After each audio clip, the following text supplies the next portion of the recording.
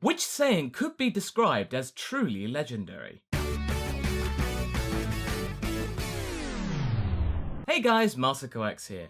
Now a few months ago, I did a video alongside @Kale_Dragon Ball concerning a little theory that he had about Kale's ultimate destiny in Super. Because a few months before then, there was an image of a female legendary Super Saiyan-like figure that now resembles Kale, and that was something that mystified the community for ages. A lot of people weren't sure what to make of this, whether this is just Toriyama's new style just messing around with us, or this might have just been some kind of early concept, or maybe it could have been a different character altogether. In that video, I deduced that we would actually see this form, one way or another, in the Universe Survival arc, and that it would be revolving around the female Broli. When you get to episode 101, would you look at that? We see Kale in a Super Saiyan form, it looks controlled, much like the picture. Yeah, I think that is confirmed. Well, I mean, kind of. She does slip back into a berserker form right there, but, you know, it's good enough, and she will learn to control it more and more as the series progresses. In terms of her overall composure, yeah, she's much more in control. I think she'll be able to hold her own in the future. But suffice to say, I think Kale's character arc in Super has pretty much reached its conclusion. If there's still more to come, then hey, I'm all for it, but I think for now, we are kind of done about what Kale can truly accomplish and do. If everybody gets out of the Tournament of Power in one piece, then the Kale that we will see afterwards won't be the same Kale as the one that actually entered the tournament. She's now got friends, her idol is now really proud of her, and she can actually think of, like, she's actually worth something. That is much more than can be said than previously. She can now prove herself to anyone that disrespected her over the years, and I think that must feel really good for her. Now this got me thinking, could Broli have had a similar arc based on foresight? Did the writers and the overseers of Dragon Ball learn their mistakes from the Broly movies and implement the actual corrections into Kale's background and story? Well, let's follow up on that previous video and actually begin to discuss who deserves the moniker Legendary Super Saiyan. Who is the most polished? Who is the most legendary? Now, if you wish to actually see that original video before you actually watch this one, then you can click the link in the description and up top. I will be borrowing elements from that video just to kind of help embolden this discussion, so you might recognize some things. The question we must pose right now is this: who did it better? Who was the better implementation of the tragic backstory trope? Was it Kale or was it Broli? There really isn't any kind of real answer. There is no true right and wrong. Everything is subjective. So don't worry about whether your opinion differs from mine or not. It doesn't matter. It's totally fine. This is the whole point of a discussion. What I'm going to do is just present my evidence and leave it up to you. You can choose who is the most deserving. Okay, right. So what do Kale and Broli have in common then? Well, they're basically the same character model. Their default personality trait is meekness and passiveness. They are the embodiment of timidity. They are subdued and inoffensive. If they were at a party right now, they would be the kind of people that would just find themselves in the corner, not really keen to talk to anybody, or no one would talk to them other than just to kind of get out of the way if they're just blocking a doorway or something. Yeah, they're those kind of people. I can relate to that. I know how that feels. They're not keen to strike up a normal conversation. They don't really make much of an impact or really kind of anything. So far, so similar. But Broli differs quite a bit in terms of exposure. By the time we see Broli in movie 8, he has been bombarded and exposed to negative stimuli and energy for nearly 3 decades. To be fair, when you're born right about the point when your planet is about to be destroyed by a galactic tyrant, and everything that you know that your tiny little brain kind of can conceive is going to be uprooted and turned upside down? Yeah, that's going to have an impact on you. That's not good for any baby, but for baby Broli though, that's thousands of times worse. 10,000 times worse even. Paragus had to resort to otherworldly magic to try and control his son's subdued power.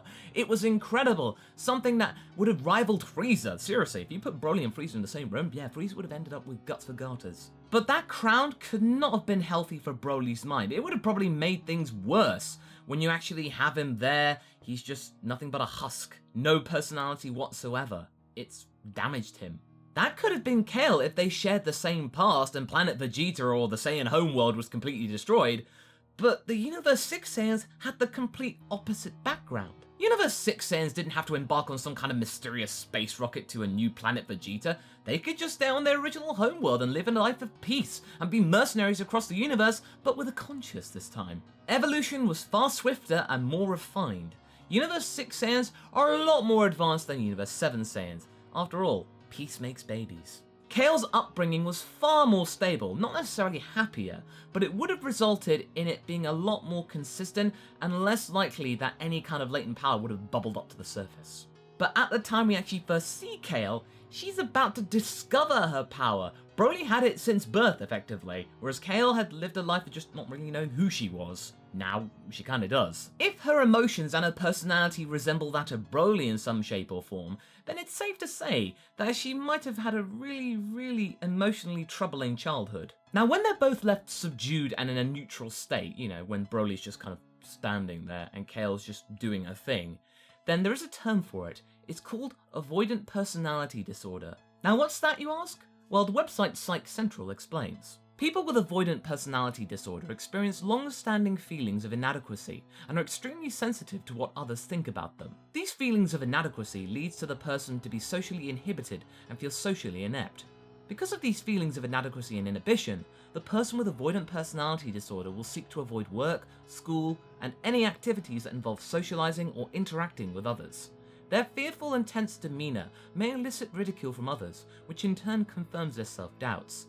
They are very anxious about the possibility that they will react to criticism with blushing or crying. Now, from what we've seen of them, Kale and Broli tend to just shrink away from social activity. They don't really contribute to it. Broli kind of just stands there and obeys his father's commands. Okay, yeah, he's wearing a crown. And Kale just kind of hangs around in the background and follows Khalifa's orders, not really sticking up for herself. In some way, they choose to do it of their own accord, especially with Kale. They usually don't allow anyone into their lives, and any kind of disruption to the status quo aggravates them terribly. In these cases, they actually end up being the Legendary Super Saiyan, or what we know now as Super Saiyan Berserker. Now, the crux of this discussion is actually to talk about which one of these tales is the most compelling in terms of a narrative. So we're going to focus on Broli initially because his backstory is the one that fans are most accustomed to.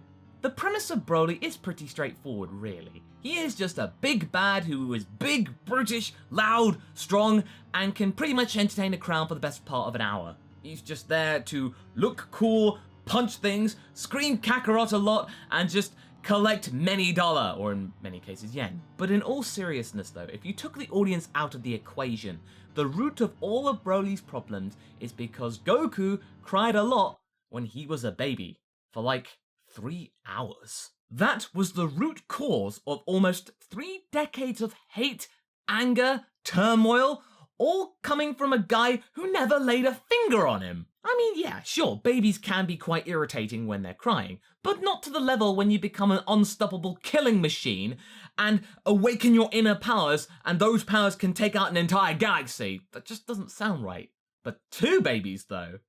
To most, that premise is pretty weak, and with just a few changes, it can be easily fixed. Had it just been tweaked a little to focus more on Vegeta and his family rather than Goku, things would have been much better. There is far more to resent about King Vegeta and by proxy his son. They tried to kill him and his father. They left him in the trash. They abandoned him. They didn't listen to reason. They could have used Broly against Frieza, but no, they got their pride in the way, and yeah, that would have been a great revenge story. But no, the anger was stemming from a baby who had a particularly able set of lungs. The only way to make up for such a really weak backstory for a character is to make the appearance all the more intense. And that is exactly what the likes of Toriyama and Tadayoshi Yamamura, longtime character designer, were going to do. Take a listen to Yamamura's conversation from Daisenshu 6, when he's talking about the character that means the most to him. In my case, since it was the first movie I was animation supervisor on, it's Broli. He's outrageously strong, but there's something sad about him. I wondered about how to bring out that sort of facial expression. Broli, in terms of both Koyama-san's scenario and Yamamura-san's character, have some hidden darkness to him. Even just standing there idly, he's ominous. During production, I couldn't tell whether he was scary or not.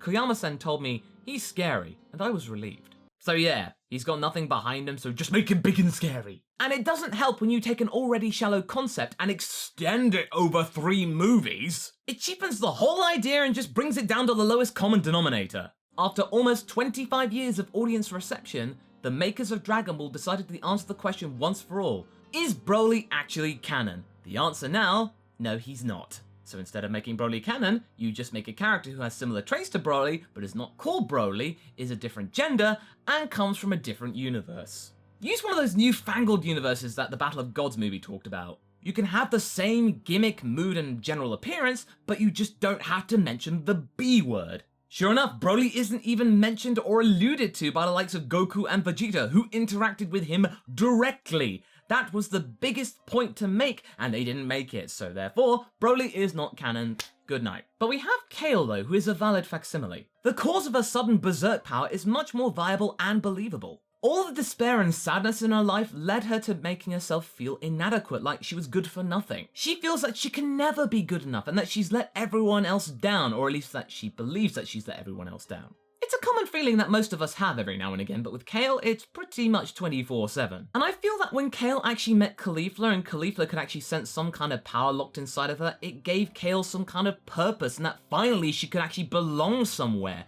It gave her hope, and hope is a very powerful thing when all you know about is despair. When Kale thought that all of this was being threatened by the likes of Kaba coming into their lives, and Caulifla seeming to look like she was actually feeling for Kaba and then might ignore Kale, yeah, things went south pretty fast. So then we got Super Saiyan Berserker Kale! We get all of the Broly references! And I'm not kidding, there were actual bits of dialogue from the movies lifted out of those and put into the actual series. Yeah, kinda blatant. But because we got what we got, I personally feel that Kale is the better implementation of the two. I mean, yeah, granted, Kale does fall into the actual category of anime girls, which is very common nowadays, they're dime a dozen, but it's something we've not really seen before in Dragon Ball that much, so I'm gonna give this a somewhat pass. So now we've had some time to actually think about Kale's rites of passage in the Tournament of Power, and where she actually places in the whole franchise. I think that her character development has been much more pleasurable to actually witness rather than Broly's. Her relationship with Caulifla, or at least the one that we could see, initially started off quite rocky and one-dimensional. We just thought Kale was her dog's body.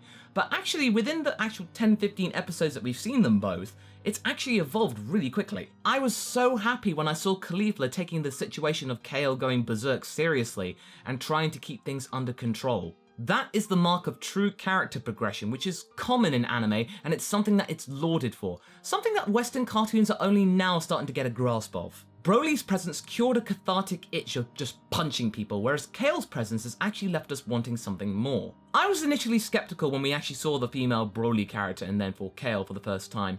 I thought it was just a straight up cash grab from Toei to actually exploit on the Broly hype and popularity that's been going for over 25 years. Now, whilst that might still be the case, albeit a very little one, I feel there's more to Kale than we first initially thought. Kale is more than just a female Broly. There seems to be a real sense of wishing to actually refine the Broly trope into something more sophisticated and accomplished rather than just simply, I am a big guy, grr. It helped cement Caulifla being a total badass and gave Kale some kind of direction. The only real casualty out of all this is Kaba. If Kaba doesn't get on and actually train with Vegeta properly, I feel he's going to fall into obscurity, much like how Vegeta's brother Tarbell did when they actually realized, what do we do with him now? Could Kaba have just been a vehicle for Super Saiyan and nothing more? I hope not. As I said before, there is no real right or wrong answer here. At the end of the day, we've managed to get a Broly-like character in the main series who is far more logical in terms of its composition and is actually quite popular with the viewers.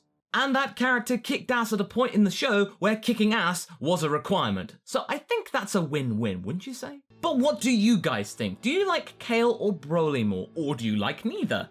Leave a comment below and let's get this discussion going. Anyway, I hope you enjoyed this video.